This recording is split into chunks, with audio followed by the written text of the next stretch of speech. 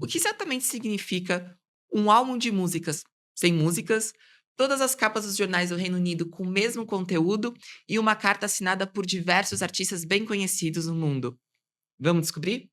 Eu sou Sofia Machalovitz e esse é mais uma edição do Breaking News da Tech A.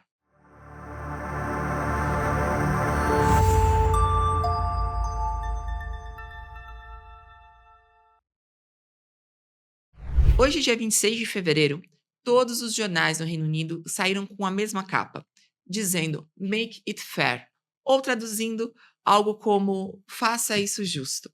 Em paralelo, mais de 1.000 artistas britânicos, e bem conhecidos, inclusive, como a Kate Bush, o Yusuf, que é o antigo Cat Stevens, o Hans Zimmer, que vocês certamente já ouviram a trilha sonora em algum filme que vocês gostam, lançaram um álbum que não tem música nenhuma. E, na verdade, cada faixa que tem ali, que seria uma suposta música, que não passa de um conjunto de ruídos, ruído de fundo, barulho mesmo, formam uma crítica ao governo britânico. E ainda, não o suficiente, no jornal The Times, um de maior circulação no Reino Unido, artistas como Paul McCartney, Ed Sheeran, Elton John, Dua Lipa, Sting assinaram uma carta também para fortalecer esse movimento. Tudo isso por quê? Pelo uso de dados vindos de base criativa, como música, texto literário, texto jornalístico, dentro da inteligência artificial, para treinar modelos de inteligência artificial generativa.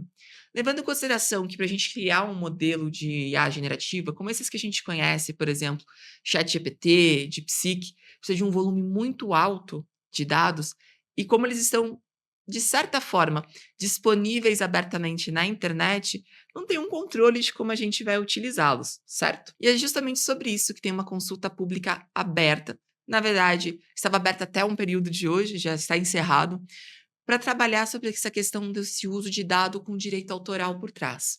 Por um lado, nós temos as empresas que falam que não sabem os limites do uso desses dados, não tem uma questão legal resguardando.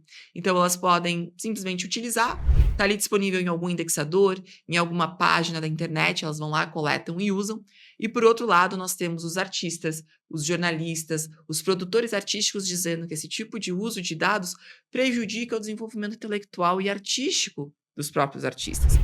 Porque você acaba tendo um modelo que vai gerar, às vezes, um texto muito mais rápido ou um conteúdo muito mais rápido que esses artistas, porque aí ignora o processo criativo. E o segundo, a gente está falando também do uso de dados que são pura arte, que demoraram anos e anos e décadas para serem utilizados, para serem criados.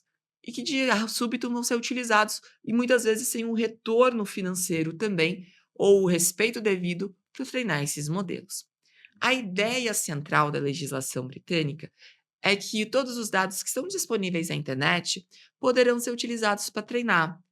Por outro lado, se você não quiser que seus dados sejam utilizados, quando a gente pensa nesse contexto dos artistas, eles teriam que fazer um opt-out, pedir para não ser utilizado. O problema é que pedir para cada ferramenta é super difícil, porque cada dia aparecem mais ferramentas de inteligência artificial generativa. Então, os artistas e os periodistas se juntaram justamente para fazer um protesto sobre esse tipo de uso, para alertar o mau uso desses dados e também para a questão, especialmente, de direitos autorais. Vamos dar uma refletida aqui juntos sobre essa questão. Hoje, como está a legislação, e não só no Reino Unido, mas vamos dar um foco ali. Do jeito que está a legislação, não existe nenhuma restrição de fato para o uso desses dados. E fica uma questão meio dúbia nessa questão do direito autoral. Porque fica aquele negócio, se está disponível na internet, eu posso usar. Mas, por exemplo, quando eu leio uma notícia na internet e comento com alguém, eu não pago direito autoral sobre isso. Mas eu estou falando de um contexto que eu sou uma pessoa física, não estou criando nada com aquilo. E mesmo se eu criar alguma coisa com aquilo, se eu tenho, por exemplo, um surto criativo porque eu li uma notícia ou eu ouvi uma música e quero criar alguma coisa em cima daquilo, a gente pensa muito numa questão biológica. É um ser humano criando. Eu passo por um processo criativo distinto e não crio em massa. Ao contrário, por exemplo, de uma IA, que pode criar 500 músicas no estilo do Elton John em pouco mais que meia hora ou menos. E também, a gente pensando num processo criativo, como funciona, a gente tem uma transformação na indústria da arte. Se até então, por exemplo, a arte era um processo a ser feito de maneira vagarosa, de uma maneira sensorial, cada indivíduo com seu processo criativo, quando a gente trabalha com uma inteligência artificial que faz ou simula esse processo criativo, a gente tem um pulo sobre ele.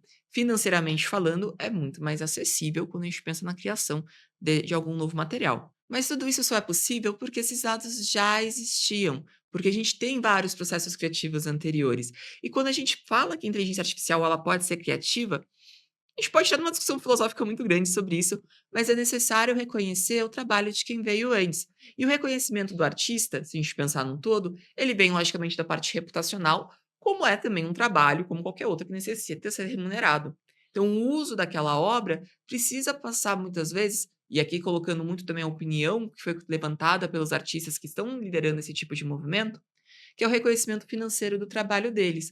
Não é porque algo está disponível na internet que ele pode ser utilizado de qualquer forma, inclusive para fins comerciais. Esse movimento até aqui é pioneiro, mas ele levanta uma coisa que é generalizada em todos os países pelos artistas, que é o uso da arte deles para treinar modelos de IA, que não foi com essa intenção que a arte foi criada, e também a falta de remuneração, ou pensando em questões de direitos autorais, do trabalho que foi feito. E também, se a gente for pensar, quando a gente cria alguma coisa na IA, a gente pede no estilo de determinada pessoa ou de determinado artista, até o que ponto é um limite de inspiração ou passa a ser uma cópia ou até mesmo uma paródia ali. Lembrando que paródias e inspirações são bem vistas, bem aceitas dentro de um mercado em geral. Mas quando é uma cópia, quando é simplesmente ali, mas logicamente um plágio, ele não é apropriado. E qual que é o limite quando a gente pensa nisso com uma inteligência artificial? São limites que a gente ainda não tem definido. E a legislação, claro, quer trazer esse ponto, mas ela também precisa contemplar várias visões que a gente tem. Então, pessoal, para vocês, o que que é arte? Quando a gente tem um modelo de IA utilizando obras de outros artistas e gerando um conteúdo novo. Isso é arte? Tá tudo bem utilizar artes de outros artistas e artistas humanos para treinar o modelo? E qual que é a diferença aí quando a gente pensa uma pessoa que teve uma inspiração? Fica aí para vocês refletirem, comentarem aqui embaixo e lembrar também, na hora de utilizar uma arte, respeitar o autor, respeitar ali o artista e lidar com a questão de direitos autorais. Dê o devido crédito, e crédito não é só na questão ali reputacional, mas também na questão financeira, quando for aplicável. Certo, pessoal? Para você poder conhecer um pouco mais de inteligência artificial, ter um pouco mais acesso a ferramentas, não esqueça que a Tech Academy conta com mais de 30 cursos de inteligência artificial, além de um playground com 21 ferramentas.